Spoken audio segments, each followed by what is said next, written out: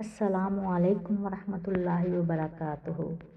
معزز YouTube family members, اس پیارے اور ایمان افروز سلسلے کو جس کو میں ایک بار شروع کر چکی ہوں، سیرت نبی صلی اللہ علیہ وآلہ وسلم، اس کی 3 اقساط چینل پر اپلوڈ کر چکی ہوں۔ جو چینل پہ نئے ہیں وہ وزٹ کر کے سن سکتے ہیں اور اچھا سا جاتے ہوئے کمنٹ ضرور کر کے جائیے گا۔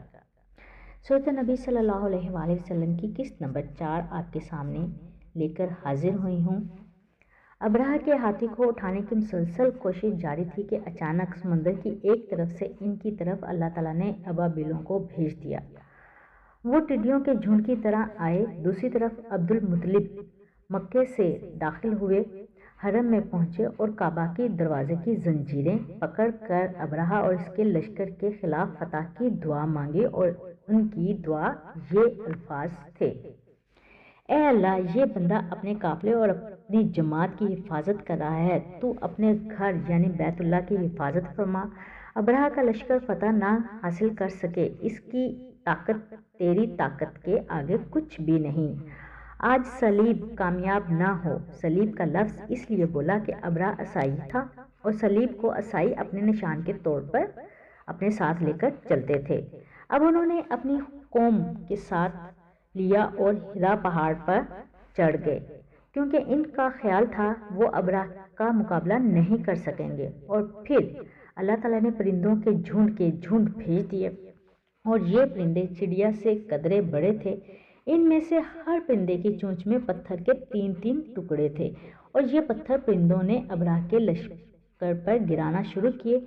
جو ہی یہ پتھر ان پر گرے، ان کے ٹکڑے ٹکڑے ہو گئے، بالکل اسی طرح جیسے آج کسی اور جگہ سے اوپر سے ہمیں گرایا جائے تو جسم کے ٹکڑے ٹکڑے ہو جاتے ہیں، ہڈیاں ٹوٹ جاتی ہیں۔ ابرہہ کا ہاتھی محمود البتہ ان کنکریوں سے محفوظ رہا، باقی سب ہاتھی نیست و نابود ہو گئے۔ یہ ہاتھی 13 عدد تھے، سب کے سب کھائے ہوئے نحوست کے مانند ہو گئے، جیسا کہ سورہ فیل میں آتا ہے۔ ابرہہ اور اس کے کچھ ساتھی تباہی کا یہ منظر دیکھ کر بری طرح بھاگے، لیکن پرندوں نے ان کو بھی نہ چھوڑا۔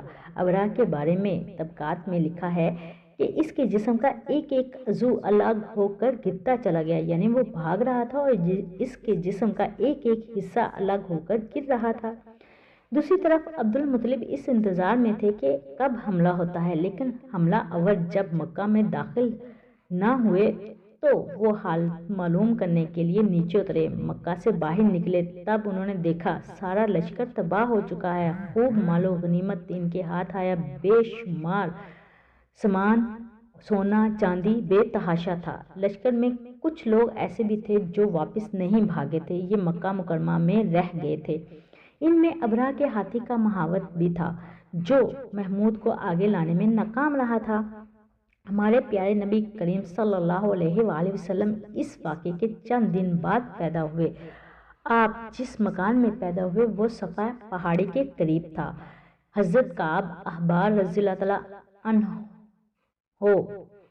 روایت کرتے ہیں کہ میں نے تورات میں پڑھا ہے کہ رسول اللہ صلی اللہ علیہ وسلم کی پیدائش مکہ میں ہوئی، اور یہ کعبہ پہلے یہودی تھے، اس لیے تورات پڑھا کرتے تھے۔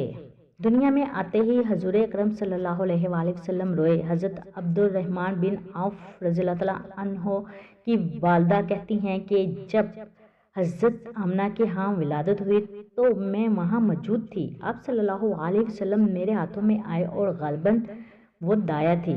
وہ فرماتی ہیں آپ میرے ہاتھوں میں آئے تو روئے۔ آپ کے دادا عبد المطلب کو ان کی ولادت کی اطلاع دی گئی، وہ اس وقت خانہ کعبہ کا طواف کر رہے تھے۔ اطلاع ملنے پر گھر آئے، بچے کو گود میں لیا۔ اس وقت آپ کی والدہ نے ان سے کہا یہ بچہ عجیب ہے، سجدے کی حالت میں پیدا ہوا ہے، یعنی پیدا ہوتے ہی اس نے پہلے سجدہ کیا، پھر سجدے سے اٹھ کر اپنی انگلی آسمان کی طرف اٹھائی۔ حضرت عبد المطلب نے آپ کو دیکھا، اس کے بعد آپ کو کعبہ لے آئے۔ آپ صلی اللہ علیہ وآلہ وسلم کو گود میں لے رہے تھے اور طواف کر رہے تھے، پھر واپس لا کر حضرت آمنہ رضی اللہ تعالیٰ عنہا کو دیا۔ آپ کو عرب کے دستور کے مطابق ایک برتن سے ڈھانپ دیا گیا، لیکن وہ برتن ٹوٹ کر آپ کے اوپر سے ہٹ گیا۔ اس وقت آپ کے اپنا انگوٹھا آپ چوس رہے تھے۔ اس وقت اور اس موقع پر شیطان بری طرح چیخا۔ تفسیر ابن مخلد میں ہے کہ شیطان صرف 4 مرتبہ چیخا۔ پہلی بار اس وقت جب اللہ تعالیٰ نے اسے معلوم ٹھہرایا، دوسری بار اس وقت جب زمین پر اتارا گیا، تیسری بار اس وقت چیخا جب حضرت محمد صلی اللہ علیہ وآلہ وسلم کی پیدائش ہوئی، اور چوتھی مرتبہ اس وقت نبی کریم صلی اللہ علیہ وسلم پر سورہ فاتحہ نازل کی گئی۔ اس موقع پر حضرت حسان بن ثابت رضی اللہ تعالیٰ عنہ کہتے ہیں، میں 8 سال کا تھا، جو کچھ دیکھتا اور سنتا تھا اس کو سمجھتا تھا۔ ایک صبح میں نے یثرب یعنی مدینہ منورہ میں ایک یہودی کو دیکھا۔ وہ ایک اونچے ٹیلے پر چڑھ کر چلا رہا تھا کہ لوگ یہودی اس کے گرد جمع ہو گئے اور بولے، کیا بات ہے، کیوں چلا رہے ہو؟ یہودی نے جواب دیا، احمد کا ستارہ طلوع ہو گیا ہے اور آج رات پیدا ہو گئے ہیں۔ حضرت حسان بن ثابت رضی اللہ تعالیٰ عنہ بعد میں 60 سال کی عمر میں زندہ رہے، یعنی کہ مسلمان ہو کر 60 سال تک زندہ رہے۔ ان کی عمر 120 سال ہوئی۔ بہت اچھے شاعر تھے۔ نبی کریم صلی اللہ علیہ وآلہ وسلم کی اپنے اشعار میں تعریف کیا کرتے تھے اور دشمنوں کی برائی اشعار میں بیان کرتے تھے۔ غزوات کے موقع پر اشعار کے ذریعے مسلمانوں کو جوش دلاتے۔ اس بنیاد پر انہیں شاعر رسول صلی اللہ علیہ وآلہ وسلم کا خطاب بھی ملا تھا۔ حضرت کعب احبار رضی اللہ تعالیٰ عنہ فرماتے ہیں کہ میں نے توریت میں پڑھا ہے کہ اللہ تعالیٰ نے حضرت موسیٰ علیہ السلام کو حضرت محمد صلی اللہ علیہ وسلم کی ولادت کے وقت کی خبر دے رکھی تھی، اور حضرت موسیٰ علیہ السلام نے اپنی قوم بنی اسرائیل کو اس کی اطلاع بھی دی تھی۔ اس سلسلے میں انہوں نے فرمایا تھا، تمہارے نزدیک جو مشہور ستارہ ہے وہ جب حرکت میں آئے گا تو وہی وقت رسول اللہ صلی اللہ علیہ وسلم کی پیدائش کا ہوگا۔ یہ خبر بنی اسرائیل کے علماء ایک دوسرے کو دیتے چلے آ رہے تھے۔ اسی طرح بنی اسرائیل کو حضرت محمد صلی اللہ علیہ وآلہ وسلم کی ولادت کا وقت یعنی اس کی علامات معلوم تھی۔ حضرت عائشہ رضی اللہ تعالیٰ عنہ سے روایت ہے کہ ایک یہودی عالم مکہ میں رہتا تھا۔ جب وہ رات آئی جس میں حضرت صلی اللہ علیہ وآلہ وسلم پیدا ہوئے، وہ قریش کی ایک مجلس میں بیٹھا تھا۔ اس نے کہا، کیا تمہارے ہاں آج کوئی بچہ پیدا ہوا ہے؟ لوگوں نے کہا، ہمیں تو معلوم نہیں۔ اس پر اس یہودی نے کہا، میں جو کچھ کہتا ہوں اسے اچھی طرح سن لو۔ آج اس امت کا آخری نبی پیدا ہو گیا ہے۔ قریش کے لوگوں، تم میں سے ہے، یعنی وہ قریشی ہے۔ اس کے کندھے کے پاس ایک علامت ہے، یعنی مہر نبوت۔ اس میں بہت زیادہ بال ہوں گے، یعنی گھنے بال ہیں، اور نبوت کا نشان ہے، نبوت کی دلیل ہے۔ اس کے بچے کی ایک علامت یہ ہے، وہ 2 رات تک دودھ نہیں پیے گا۔ ان باتوں کا ذکر اس کی نبوت کی علامت کے طور پر پرانی کتب میں موجود ہے۔ علامہ ابن حجر نے لکھا ہے، یہ بات درست ہے، آپ نے 2 دن تک دودھ نہیں پیا تھا۔ یہودی عالم نے جب یہ باتیں بتائیں تو لوگ وہاں سے اٹھ گئے۔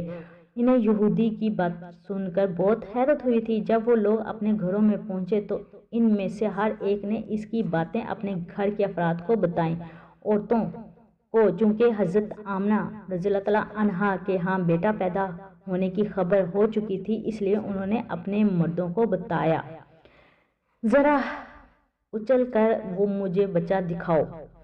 لوگ اسے ساتھ لیے حضرت آمنہ رضی اللہ تعالیٰ عنہا کے گھر کے باہر آئے، ان سے بچہ دکھانے کی درخواست کی۔ اب آپ اس بچے کو کپڑے سے نکال کر انہیں دکھانے دیا، یعنی کہ دیکھنے دیا۔ لوگوں نے آپ کے کندھے پر سے کپڑا ہٹایا۔ یہودی کی نظر جو ہی مہر نبوت پر پڑی وہ فوراً بے ہوش ہو کر گر پڑا۔ اسے ہوش آیا تو لوگوں نے اس سے پوچھا، تمہیں کیا ہوا تھا؟ جواب میں اس نے کہا، میں اس غم سے بے ہوش ہوا تھا کہ میری قوم سے نبوت ختم ہوگی۔ اے قریشیو، اللہ کی قسم، یہ بچہ تم پر زبردست غالب حاصل کرے گا، اس کی شہرت مشرق سے مغرب تک پھیل جائے گی۔